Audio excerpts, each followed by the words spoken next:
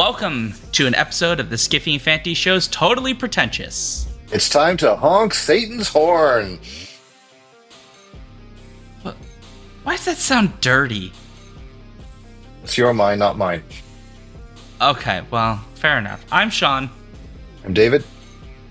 And on today's show, we are going to be discussing the latest film that David has picked for us to watch, 1977's supernatural horror thriller, The Car. For those watching on video, David actually has a model of the car itself, which is delightful and also amazing. This film is directed by Elliot Silverstein, written by Michael Butler, Dennis Shryak, and Lane Slate. The film stars James Brolin, aka the father of the other Brolin, Kathleen Lloyd, John Marley, and Ronnie Cox, along with real-life sisters Kim and Kyle Richards. Before we begin our discussion, a reminder to please share your comments, questions, or suggested topics with us at skiffyandfanty.com/listener suggestions. If you aren't already, join us live each Friday at 7 Central on Shaun's Alphabet Streams Twitch to be a part of our interactive live streaming format, or join us anytime for interaction on our Discord. Finally, please join our Patreon and be part of our exclusive content and let others know about how fabulous we are. Well, David, this is the film you picked for us to watch, as you say, as not necessarily punishment for the fact that I made you watch 1999's The Mummy and also Independence Day, which are both films you hate for different reasons. Yeah, no, Independence Day I don't hate. I hate a particular moment in Independence Day with a passion. But the first half of Independence Day I quite enjoy. Okay. Well, I'll read the speech to you later, and so it'll be fine. No, I'm really not going to do the speech. This is not the political era in which to read that speech. No. Absolutely the frick not. I'm not doing it. Nope. That ship has sailed. No. Anyway, well, tell me why this film, and then I guess summarize the film. Okay, well, why don't summarizing it briefly, because I mean it's pretty simple. A demonic black car descends upon a small southwestern town and starts running people over. And James Brolin, who I guess he's kind of deputy sheriff for the first part of the film, until he is unwillingly promoted by the car, is trying to stop this. And that's and so that's kind of it, right? It's a very 70s film with all of the car chases that we would expect, only with a driverless demonic car being the subject of being both the pursued and the pursuer. There's a lot more going on under the hood than I've suggested there, but that's the essential of. Yes. Yeah, you saw what I did. Of course you did. So that's the basics. Now, why did I pick this? Well, I mean, the simple answer is that it's one of my absolute favorite films. I couldn't tell you how many times I've seen this now, probably more than the entire Star Wars franchise combined. Wow. But also it's a film that, though I have been very, very fond of it for a long time, my perception of it took a sharp turn a few years back. So let me kind of set this up by reading to you a little bit of the liner notes to the DVD edition, and these were also the VHS edition of the car, which is where I first encountered them. So these are by Jim Kniptel. I apologize if I've mispronounced that, of New York Press. If Ingmar Bergman had made a horror movie about a murderous automobile, he would have made The Car. Marked as much by inexplicably long silences and an overwhelming sense of dread as it is by bloody tire tracks and blasts of a demonic horn, director Elliot Silverstein's film is much more interesting than most wanted to believe. For camera work, beautiful desert scenery, a peculiar script, and for some reason, technical advice from the Church of Saint Anton LaVey all come together to create a film which, while on the surface seemed like most any other monster movie of the time, was actually something much more profound. And he goes on. Now, when I first read this, right, my initial reaction to that sentence of Ingmar Bergman had made a horror movie about a murderous automobile was laughter, right? Because though I was very fond of the car at that time, I also regarded it as a pretty silly film, right? It was, it was a lot of fun, but it was also silly. And there was this, I could never quite figure out like, what was the deal with the R.G. Sprawling. Am I getting his name right? Hmm. The R.G. Armstrong character, Amos Clements, and what happens with him at the end. There were various oddities. So that was where I was when I first encountered that. Half dozen years ago or so, maybe a little bit more, the light bulb went on. There was this eureka moment, and it was this kind of, oh, now I get it. So those liner notes that I read, which amused me back in the day, I'm not amused any longer. I'm realizing, oh no, he had it exactly right. That it is a much more profound film than it appears on the surface. So yeah, that's why I wanted to talk about it. So, at some point, David, you and I are going to have to talk about how you do research on films, because some of the films we've covered, I'm able to like uncover some research that isn't just Google, basically.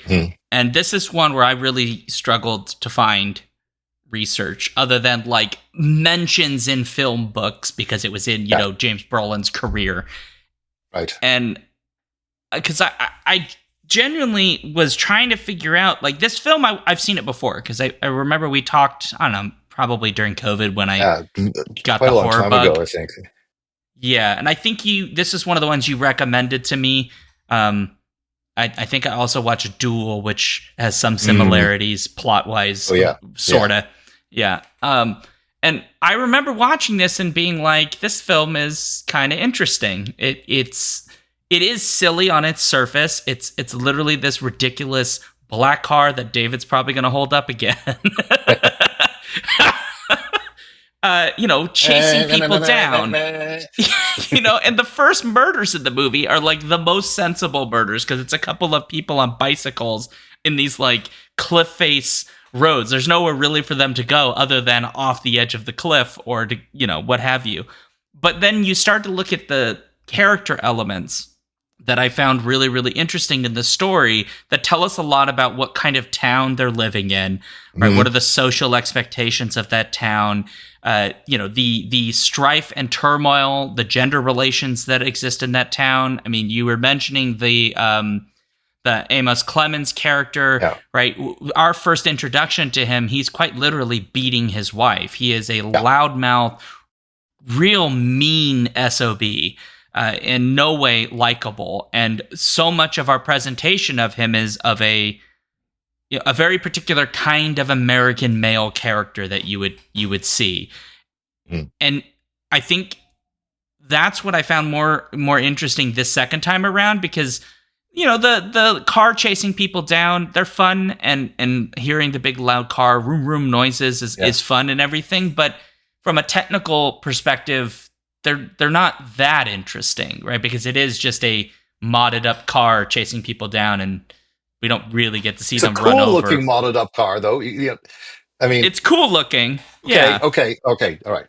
Yeah, but the special effects aren't what I would say is what is compelling. It's more, what is this car, the presence of this car revealing about all of the people in their responses to it. And it turns out revealing quite a bit. And in some ways, really, really quite nice little details, and in other ways, really disturbing details. And so I will shut up now, because I'm sure you said yes, which means you might have opinions. Oh no, I agree completely with all of that, and and I think a lot of the revelations are kind of are between the lines, right? I mean, just to take one example, there's the character of Chaz, played by Henry O'Brien, um, who where we first see him, right, is he's getting he's on the receiving end of a racist phone call, right, Mm. and when we see his response to like being you know thrown all the traditional anti-indigenous epithets that you can Yeah. that you can imagine, is that uh he kind of sees it, like he says, you're going to be in heap big trouble, right? Or when he's at one point he's holding Amos, he's like, sit him down, right? So he's taking the racist stereotype and hurling it back at his opponents. But and so we kind of sort of see the necessary defense mechanism, right? That is present there. But we also wind up seeing how far it goes, in that I mean, he has, but also now he is, part of the white power structure, right? As a Hmm. police officer, and he has seemed to have necessarily perhaps embraced that, like that ethos or that worldview more strongly than maybe anyone else there, right? Because Mm. as the so once it becomes apparent that this car is a supernatural thing, right? But we have the characters resisting that, right? James Brolin among them. But Chaz is the one who resists the most, right? Who is one of the first of the principal characters to have been told by, because of the old woman who, and he's translating, but he doesn't translate when she says that there was no driver, right? He Yeah. rules that out. And when Kathleen Lloyd has been killed, right, in an impossible way because the car flew up 4 feet in the air to drive through her house, and so Brolin's commitment to rationality is crumbling, right, there and before, and Chaz is the one who is providing all the reason. Okay, it has to be this. It can't be that, right? Yeah. So there's a lot going on with a comparatively minor character, right? Is so that I see that as just one example, right? I think the biggest thing is with Amos, and what I had failed to understand. And I get, okay, side issue, what you said about the research for this, I agree completely too. It is I think it's a highly underappreciated film. It does Yeah. have something I of a agree. cult following, but not a lot seems to have been written about it. I was obsessed with it when it first was released theatrically in 1977. I desperately wanted to see it, but I didn't get to see it until it came and went so fast. I didn't get to see it until 79 on TV. But yeah, so it's there isn't much out there. But I remember sort of seeing so people do commenting on the fact that Amos, who was presented to us so explicitly, right, as a completely irredeemable, awful person, right, the the worst of the worst. We end up with the end of the film, and he and the rest and the other characters are sharing smiles and hey and hail fellow well met, and he's reintegrated into the group, and there's been no redemption arc, right? They needed him because of his expertise with explosives, but there has Yeah. been but nothing about the evil that he represented has altered 1 degree. And Correct. for the longest time, I thought, well, that sure is a weird scripting decision, until the eureka moment when I finally realized, oh, that's the point. Right? And the film kind of really clicked into place at that moment. That's really interesting because you are right that he is immediately he's evil. I mean, he is irredeemable in such remarkable ways, right? Mm. The violence against his family, it's pretty clear that the child who plays his son, who, like, I don't even think he says any words, right? He's Yeah. also traumatized. We witnessed the abuse, and then there's physical evidence, right? Everett Peck, played by John Marley, the sheriff who's killed, like, is basically pleading with her, but just sign this and we'll put you in a hotel and we'll take him away and he'll face some consequences for once. And she won't do it. We can understand because she's a battered woman in this context who we don't hear from at the end of the story. And his depths of his cruelty seem to have no bounds, because the other element of his introduction is the gentleman with the French horn, who's, I can't remember what the piece is he's playing. You know, he's just playing a beautiful the William classical Tell overture, or something like that. We hear it. I know we hear it in at least one Bugs Bunny cartoon. Yes, it's that beautiful one. It feels like you're frolicking in a field, and he's playing it on a French horn. Yeah, exactly. Yeah. And he comes out and like, you know, this guy's like, hey, man, be nice to your wife. He didn't even tell him, I'm going to call the cops. I'm going to just be nice. Like, that's a little much, man.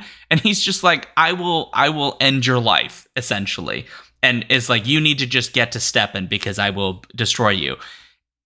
So our introduction to him is as such a vile man. And that's part of why when they because he spends most of this movie in a jail cell, basically, because he just disappears through the whole middle because he's in a jail cell. And they finally retrieve him, and he's just yelling, and he, Chaz is like holding him, like, you know, silent type, and dragging him forward and sets him in a chair, and he's like going off like, I have rights and all of these things. And it's James Brolin's character who says, we need you. And that sinister little grin goes on his face. And so it made me wonder, why does he get to be reintegrated into this group? Yeah.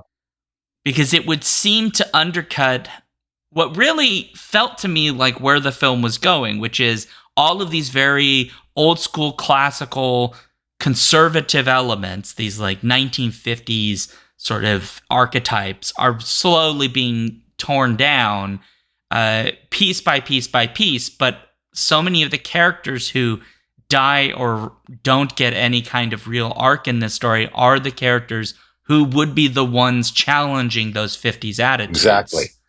Exactly. Right. So, I mean, basically, I mean, the car is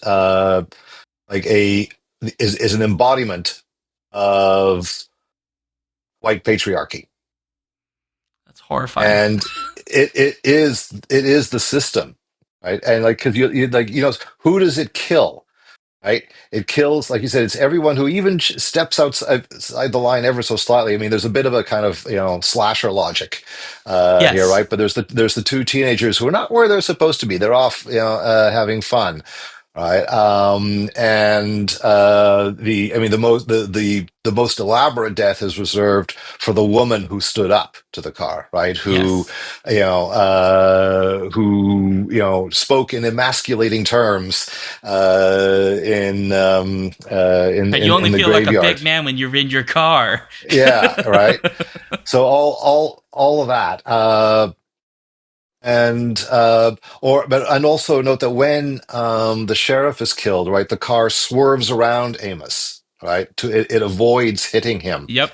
In order to take down the sheriff. Okay, so at the end of the film, when we have the apocalyptic dynamite explosion, and they take out the car, but we see, right, this demon manifested in the flames. And we have poor Ronnie Cox trying to say, but I saw in the flames, I saw.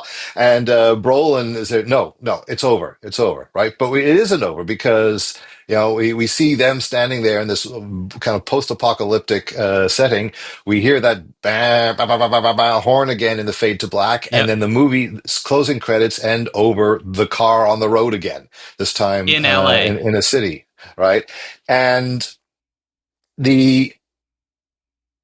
it isn't over because, and that's exemplified by the way in which Amos is part of the system, right? Because nothing changed, right?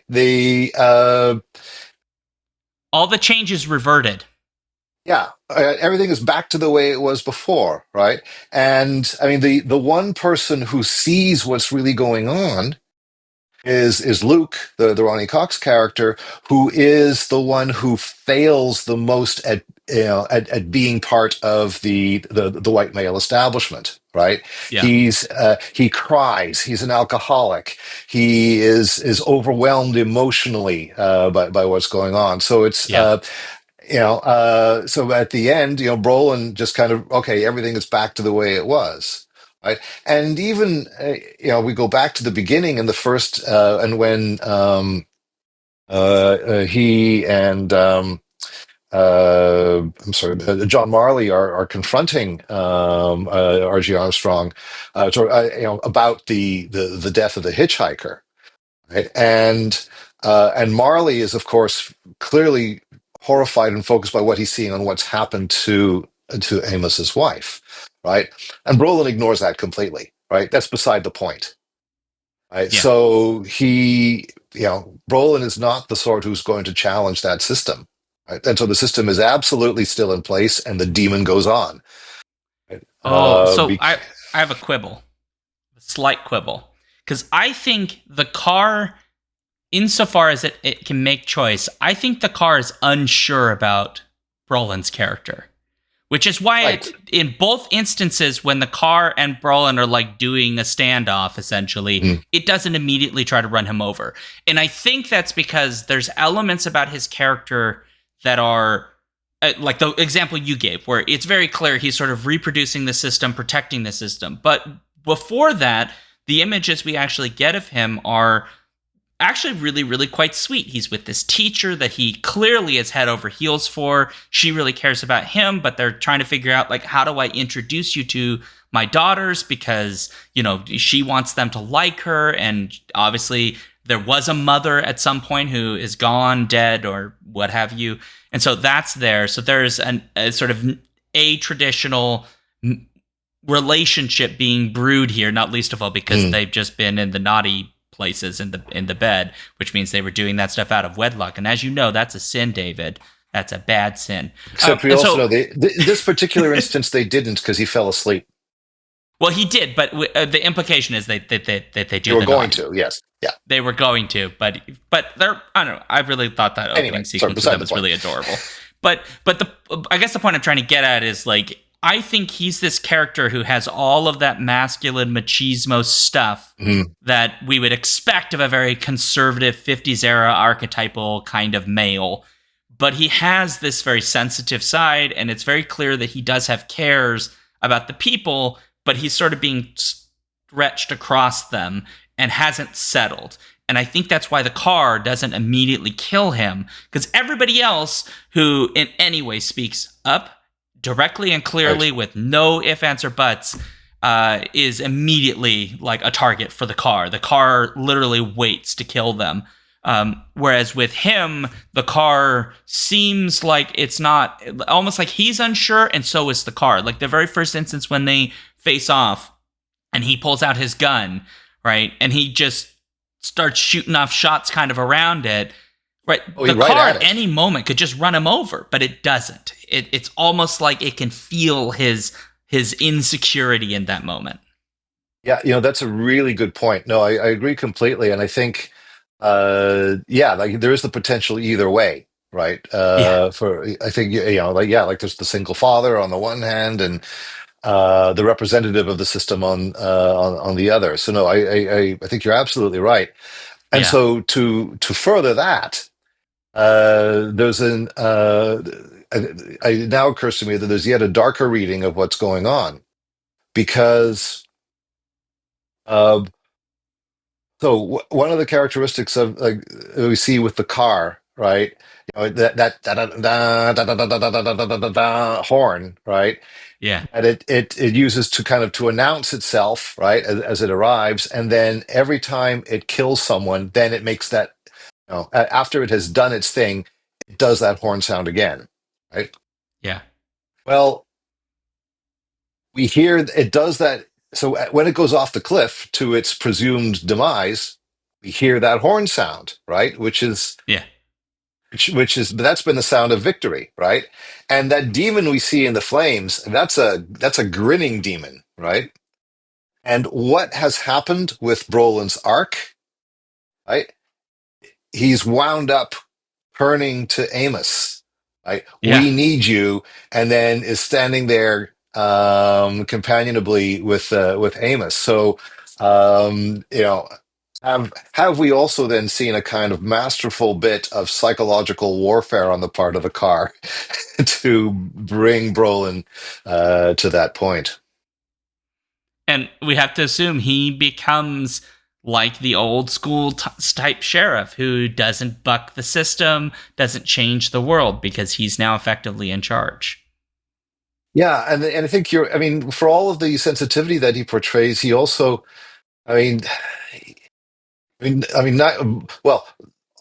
Our our police officers through and through are essentially ineffective, right? The Until we get to that final confrontation, but even if it has nothing to do with the car, right? They're unable to change anything, Yeah. right? But we do at least see, in the case of Emmett, sorry, of Everett, Yeah. the uh, frustration with that, the desire to make things better, right? We don't get that from Brolin's character at all, right? He's just doing Yeah. his job all the time. Yeah, Yeah, he doesn't buck the trend. He doesn't move anything. The things that are changing are all in his personal life, and yeah, those he tries to preserve. Right, he tries to protect his girlfriend, and he obviously is protecting his kids, and he loves them. But that isn't changing the system. It isn't changing the power structure he works for. It's a thing that, weirdly enough, you can like keep inside the walls of your home until the car drives through them, and then yeah, they can't be anymore. Which I found very interesting, that his character is so seemingly going in so many directions, but the places where the change seeps into his life is his personal life. It's the space that we think of as the domestic space. That's where his sensitivity mostly shows. It's where we see him laughing and hugging and showing love to his kids. And when we see Everett showing that same empathy and passion, it's for the wife figure, when he's so tenderly holding her hand and really she's not trying to force her. He's like speaking very passionately but calmly to her, trying to get her to see reason that she should report her horrific monster of a husband. But he's doing it in the halls of power, right. not in the domestic space. Yeah, yeah. No, And and then I he think dies right after. he dies right after that, right? He's punished for that, whereas Brolin's punishment is in the domestic space. Well, Yeah. no, I mean, well, the professional as well. He loses a lot of his colleagues, right? But the really, but I guess, yeah, he gets hit with a double trauma, right? The death of Everett, and then the death of Kathleen Lloyd. Yeah. But just said she's adorable. Yeah, I mean, and that scene I think is certainly, I would say that's the darkest in the film. I mean, it's also one where for a movie about a killer car, really builds up a supernatural atmosphere, right? The sound of the wind in the night, the sense of the vast empty space of the crossroads. Like you get off the road, get into your house, but then Yeah. that doesn't matter either. And that shot after the car has blasted through the house, of just the shattered home with the swinging light and this kind of long aftermath moment. We're kind of into pure gothic horror there, which is really fascinating to me to have in the same movie as that truly awesome stunt where the car rolls over two cop cars simultaneously. Yeah. Yeah. Ridiculous stunt. I noticed too in that when the car kills her, a lot of her character is her voice. And, naturally, because there's the logistical fact that she's dead and so she can no longer speak, but like the house, the very space she's been speaking in, and in this case with her fear to the Brolin character, right? It's now completely silent, and so her voice has literally been taken.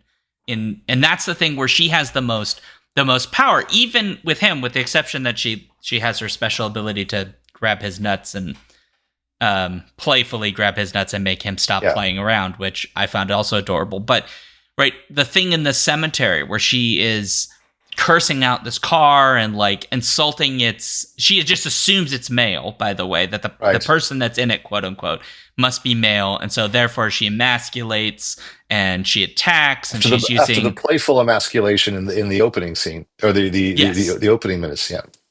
Right, she playfully emasculates Brolin. I agree. Yeah, she does, but he's kind of into it. But which good for him. Look, I gotta say, man, I got the moment they were like together and they were kind of playing with each other. I was like, oh, I get why Brolin is kind of hot. Like, I kind of get it. Like, like the mustache wasn't doing it. I was like, oh man, this is 270s. But then I was like, no, I get it. Like, he got up out of bed and you saw him in his little underoos, and you're like, yeah, I got it. I understood it. Anyway, I'm sorry. Yeah, I think like her character, the things that she says, how much she uses her voice, how much she's vocal and speaks for herself, even on the school ground, right? Where she, like one of her students draws like a side profile semi-nude of her, and she thinks it's rather endearing and kind of funny because he doesn't understand proportions, and he like gave her big breasts and all of these kinds of things. And the older teacher's immediately like, don't you think this is wildly inappropriate? And she's like, no, he's basically 13. Like, he's learning about girls. I mean, this is the implication of what she's saying. He's learning about girls, and like a 13-year-old fantasizing about his teacher is really not that unusual. But she's just vocal, says it out loud. There's no sense of like, the thing I'm thinking should be held back, which is what all of the older characters or the older teacher here would do, right? She wouldn't say what she really thinks here. She'd toe the line of like appropriate decorum, as it were. Even to the point that when she's so caught up by Kathleen Lloyd's heroism in the graveyard, and she yells her own curse at the car, the best she can come up with is cat poo. That's right. Yeah.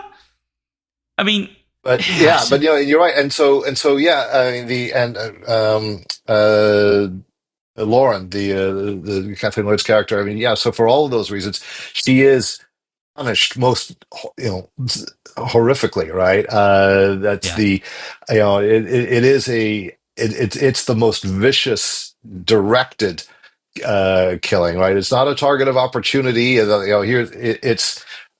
She's tracked and hunted and killed in that way, and that is also, I think, that's the last death that we get in the film, because then we move on to the final showdown, as it were.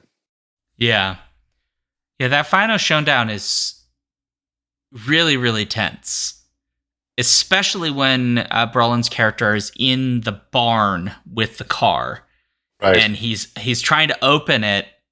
And it keeps like coming at him, wanting to go at him, and you're just wondering this whole time, why doesn't it just run him over? Why doesn't it just go? And it's the moment where I started to realize there's something else going on, which we kind of talked about already. Yeah. But that scene is so tense in a way that almost nothing else in the film is, with the exception of maybe Lauren's death. I would say is pretty tense. But this is a more sustained. Like, it lasts longer than her death, right? Her death is like, it's pretty. It comes on pretty quick, whereas here it's a longer. Like, he's in there for quite a long time. So, and I think it does fit in very well with what you were saying earlier, right? With over and over again, it basically goes out of its way not to kill him. Right? It torments him. It wounds him. It breaks down his what he believes in. It takes things away from him. It destroys it destroys the woman he loves. It destroys his mentor. He, as much as he's resisting Luke's theories about the fact that this is a supernatural thing. We then see him having been reading the Bible Yeah. shortly before, right? He's like everything is crumbling around him until he, uh, reinforces something by turning to Amos. Right. Yeah. And the climax is, it's pretty intense, while also it being very much a kind of Wile E. Coyote Roadrunner cartoon played straight. Yeah. It's a little ridiculous, but Yeah. give them the credit that they deserve. I was thinking about the Ronnie Cox character as well. That because now I'm starting to wonder, like, of the characters that get lines in this, why doesn't the car kill them? Right? Because there's a bunch of people that live who have lines, and as we were saying with Ronnie Cox's character Luke, he is very emotional. He's got a drinking problem. He has trouble managing his emotions and having control over himself. And so in a lot of ways, he's not adhering to what are the expectations of what, like, a real strong masculine man would do. But it dawns on me that part of the reason that maybe the car doesn't go out of its way to kill him is that he's effectively incapable of initiating any. He has no power. Change is not possible for his character. Yeah, he's not a threat. I mean, he's also never. Interestingly, he's never really at risk. Like he's never anywhere where the car is. Right. The most endangered he gets is when the van he's in is run off the road. Yeah. But then Brolin is right there. But it is true that he is. I mean, yeah, he is incapable of mounting a challenge to the car. Right. He can see things for what they are. He sees the truth of it. And well, and I shouldn't say. I mean, he is mounting a challenge at the end, right? He is taking part in the dynamite trap thing, whatever it is that will at least temporarily remove the car, take the car off the road, as it were. Yeah. Which so he is, he's having some determination in himself there. Though there too, he is immediately re-traumatized by the fact of that he saw a giant fire demon in the sky. Yeah.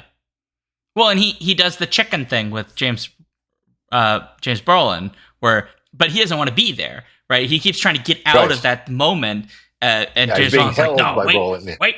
Yeah, and so it seems like when he helps, it's only when he's not in real danger, and otherwise he's forced to be there. He doesn't really want to be there, and it's a stronger, we have to say it, male figure that is holding him in place. Right.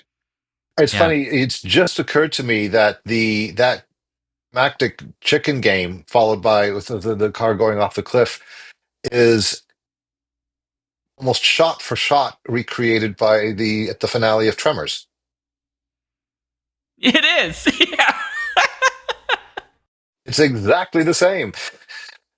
It's the same sequence. Yeah, you're completely correct. Yeah.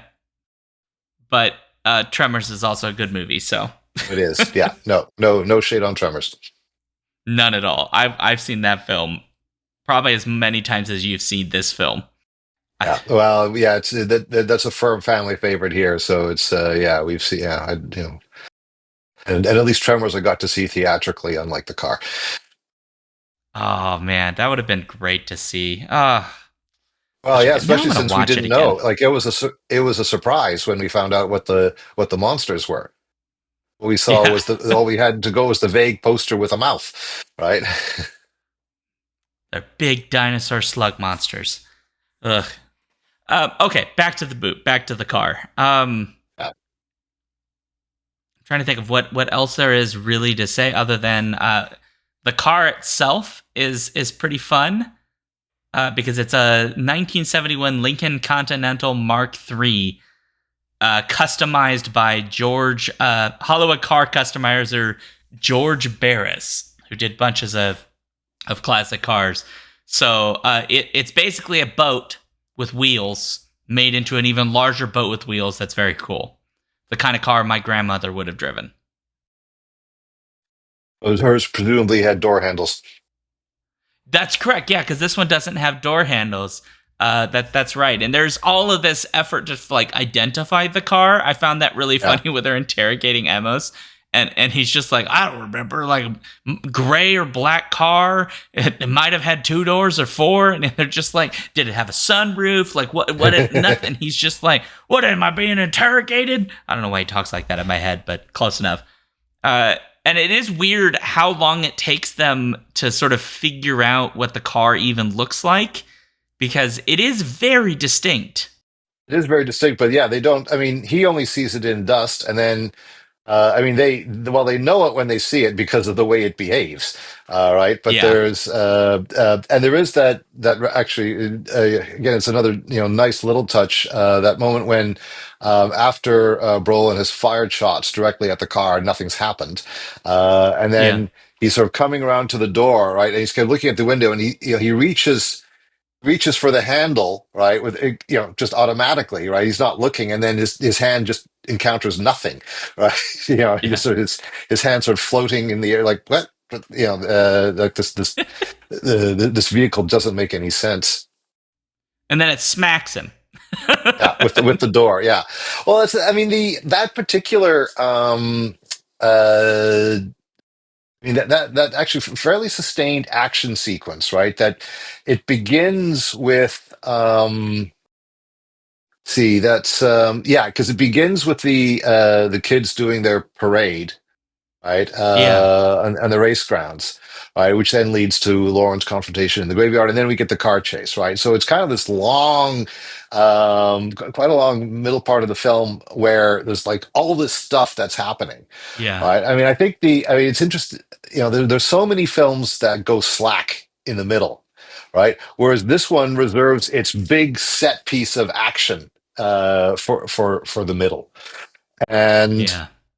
the car chases are I find them a lot of fun. I mean they're it's again pure 70s in that content, right? Yeah. Uh, and it does. I mean when I made the Wile E. Coyote reference Roadrunner earlier, but I mean I think there's some of that here too, right? And it's always um or, skating up to that edge of humor, right? Always playing it Yeah. straight, but like when the first a cop who has a fatal encounter with it, right? He's chasing up the hairpin curves, and he goes around the curve, and suddenly, boo! The car is there, Yeah. right? And it in a completely uncar-like way, right? Yeah. It's and I mean its grill is it really does work as a face, right, with the Very headlamps much as eyes. sinister. Yeah, right. And there's this kind of malevolent glee to the like it plays with him, it toys with him before it pushes his car Yes. off the cliff, right? So there's I mean, it's almost like the car thing at least thinks this is pretty funny, and so it's there with so there is there is a kind of wry humor, even if it doesn't completely cross over into outright slapstick. Yeah, I agree with you. That the car almost seems to have emotion in the Well, way that you yeah, could make a car have emotion, if that makes sense. Like it's not yeah. like the car doesn't laugh, right? It doesn't have a voice, but Well, it it does. It has that horn, it right? has the Which horn. The might as horn is well the be exception. blah ha ha ha ha, right? Yeah. It's a very emotive vehicle without having to be animated, if that makes Yeah. sense. Like they didn't add like, the grill doesn't roll up like a smile, but we can kind of feel like the car is sneering or smiling or Mhm. conveying an emotion with the way that it moves or manipulates the ground or what have you. And Yeah. even in that sequence you're mentioning with the cop where it kind of catches him off guard, right? And the cop, like, he ends up right on the edge of the cliff and he tries to get out, and the car hits the door gentle, the most gentle touch. And the Mhm. cop, like, basically the car slowly closes the door, knowing like it's going to kill him. And he's like begging it not to. And then it shoves him off the edge of the cliff and he's done. It's a reminder of like how sinister the car is. It is not just killing people. It is, in some cases, as you say, toying with them, playing with its food, as it were. It is finding all these very clever ways to terrify people. I was thinking, like, even in the sequence where everyone's running from it at the parade scene, right? We can literally see it at the upper level going, the dust trail as it's traveling, as they're trying to run to get up to the cliffs and all of these things. And then the guys on the horses try to look at us try to distract the car, and it's doing donuts and everything. They play this car. It should be ridiculous, but right. It doesn't always come across as ridiculous. There are times when the car feels so sinister. The one that sticks in my mind the most is that wide shot that slowly zooms in on the spot where the car is hiding in the shadow. Yeah. And we know it's there. Yeah. And the moment just thinking of that. Yeah. I love when it flips the lights on and instantly accelerates out. And it builds that tension really effectively. It makes the car feel sentient, I guess, is what I'm getting at. Yeah, no, I completely agree. And I think I was just thinking of that and the contrast we get with the other scene where we have that sentience, right? So if we have its amusement and it's toying with its prey, like you said, then in the scene where in the graveyard, we sense its anger and its frustration, right? And it's like it's practically having steam coming out of its temples as Lauren mocks it, right? And as that scene plays out, right, and the ways where Lauren is celebrated, and the punchline, and the cat poo final lines, right? So that scene is played quite lightly, right, and which makes the reversal, right, the fact that then the most sinister moment is the one you just described, which is now where the vengeance for that scene comes from. Right, feel all the more like a cruel twist of the knife, because really, by all the rules, apart from the fact that this is a 1970s film, so therefore you're kind of screwed. But Lauren should survive, right? She's proven her mettle as a worthy heroine. There, she's saved the day. She should not just be unceremoniously mowed down in her living room.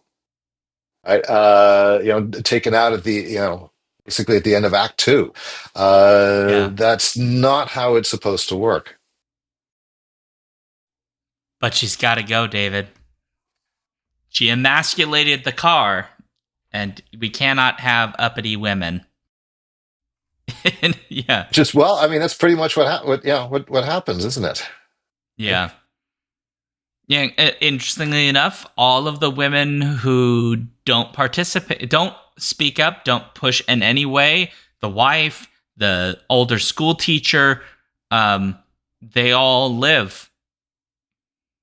Yeah, Marjorie has a close call, but in the end is all right. But she is also reduced to simply being a bystander.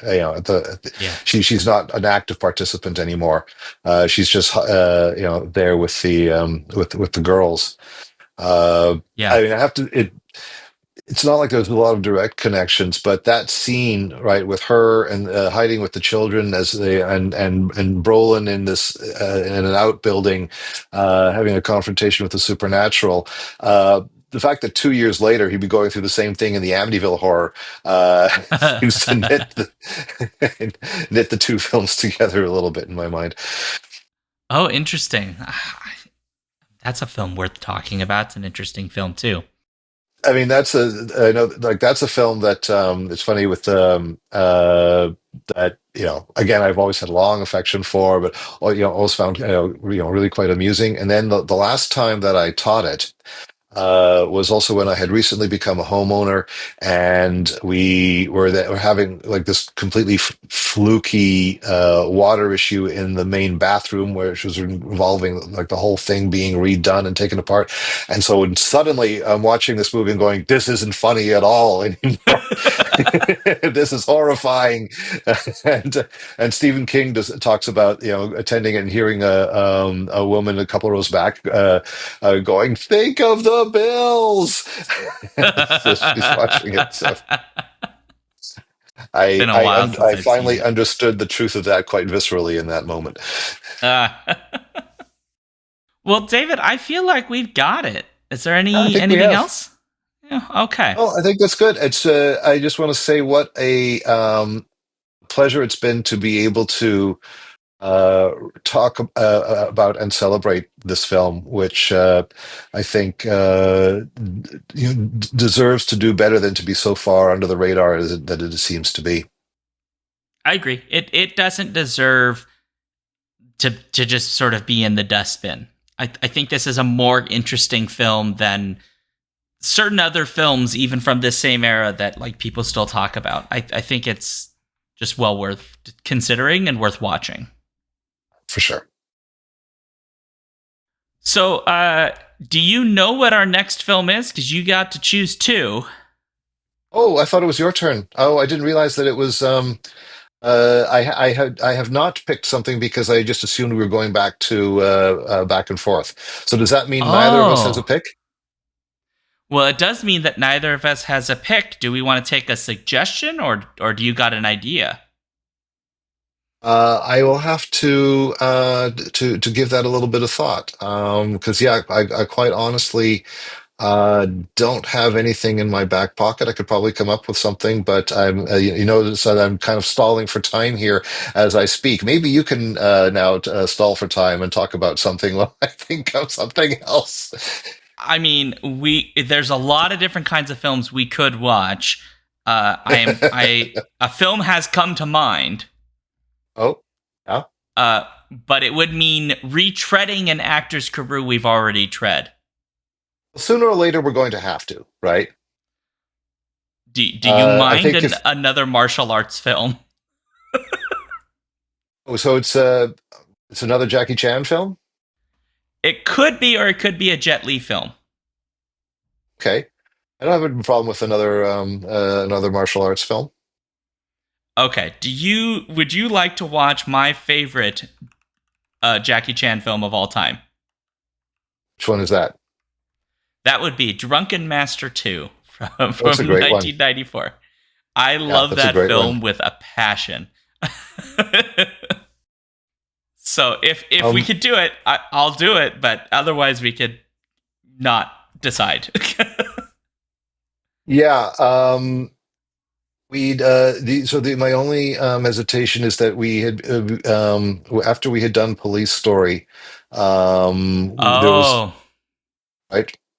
Yeah, do we want to do a Jet Li film then instead? Because I think he's We have less yeah. I mean, Once either Upon a that Time in China. or One Time in China or a Michelle Yeoh film Ooh, like ooh. Heroic Trio or Magnificent Warriors. That's her in Indiana Jones mode, kind of. Which one? Magnificent Warriors? Okay. Yeah. That's from 87. Why don't we do that? Yeah. Why don't we do a Yeah. mutual selection? We'll do that one together. Okay. Magnificent Warriors. Let's do that. Awesome. The film is Magnificent Warriors, 1987. It's a Michelle Yeoh film before she probably was famous in the West, I assume. Oh yeah, this is well, yeah, because I think I mean, I think our like Western awareness of her, at least mainstream wise, probably begins with Super Cop, Oh, right? okay, that makes And sense. then immediately followed by Tomorrow Never Dies. I think that's kind of where she starts to really become known, right? So that's the '90s, and but yeah, I mean, there's some terrific stunt work, and I mean that's still, that's not the very beginning of her career, But she's the undisputed lead in that film, so it's good fun. Perfect. We're gonna do that one. We will, for the first time in Totally Pretentious history, do one we decided on together. All right, cooperation. Yay! All right, folks. Thanks very much for being here. So if you'd like to let us know what you thought about this episode, you got thoughts about this movie, etc., please send us an email at skiffyfanty@gmail.com, or go to our Patreon page and join our Discord, where you can, talk to us directly and tell us what you think about movies. That is patreon.com/skiffyandfanty. We are on Blue Sky, Threads, Mastodon, YouTube, all kinds of places. You can find all the links to those at skiffyandfanty.com/skiffythings. And then if you did not catch where we're recording this right now, every Friday at 7 p.m. Central, we record on Twitch as a live show, and then it's produced and released as a regular show. That is at twitch.tv/alphabet streams, if I could talk. I'm at ShaunDuke.net. I'm also various places, ShaunDuke.net/DukeThings. And then this is also my Twitch channel. I stream Wednesdays and Sundays at 6 p.m. Central. And so, David, what about you? You can find me on Facebook, on Mastodon at david.annandale, at social.horrorhub.club, and on my website at davidannandale.com. Perfect. So I'm just going to make this happy, David, because that's part of the new bylines. Okay, and so make it happy. I will make it very happy. I have procured, via some means I won't explain, a free ride for you in the car from the car. Right on. That makes me very happy. But you have to figure out how to get inside, because it does not have door handles. I'm assuming it'll welcome me inside. I'm happy riding in the back. Perfect. Well, on that note, happy ending and scene.